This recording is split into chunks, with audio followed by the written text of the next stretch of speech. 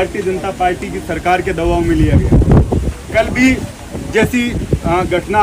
हमारे नेता प्रतिपक्ष ने बताई, टीकाराम जूली जी ने, जब हम ये मांग कर रहे थे कि कानून मंत्री ने अपने बेटे को गलत तरीके से नियुक्ति दी है, इस पर हम विपक्ष के नेता बोलना चाहते हैं और इस पर मंत्री जवाब दें,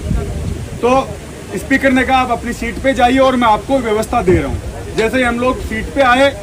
और स्पीकर कहने लगे आप हमें लिखित में दे दीजिए और मैं परीक्षण करके कल आपको समय दूंगा। पहली बात, जब आप हम लोगों से ये बात कर चुके थे उसके बाद अपने बात से आप मुकरे, और उसके बाद जब नेता प्रतिपक्ष बोल रहे हैं तो श्रीचंद कृपलानी और हरलाल सारन दोनों बार बार उनको टोक रहे थे, बीच में खड़े होकर बोल रहे थे। तो मैंने सिर्फ इतना बोला कि जब नेता प्रतिपक्ष बोल रहा है तो आप लोगों को अधिकार नहीं है, क्योंकि जब आपका नेता बोलता है तो हम लोग सब सुनते हैं, तो आपको ये बात सुननी चाहिए। उतना में पूरी भाजपा खड़ी हो गई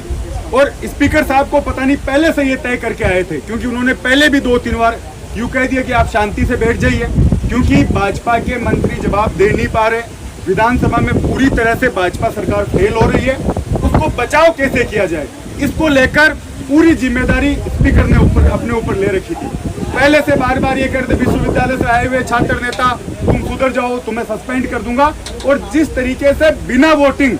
और जिस जल्दबाजी में कल सस्पेंशन हुआ,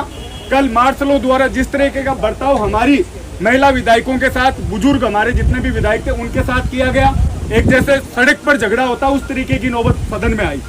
और उसके बाद गतिरोध तोड़ने की बजाय भाजपा सरकार, भाजपा के मंत्री और स्वयं स्पीकर आज उनका बयान देखिए कि कांग्रेसी, जब आप उस पद पर हो तो आपका ये दायित्व बनता है कि पक्ष और विपक्ष आप भाषा का उपयोग करें।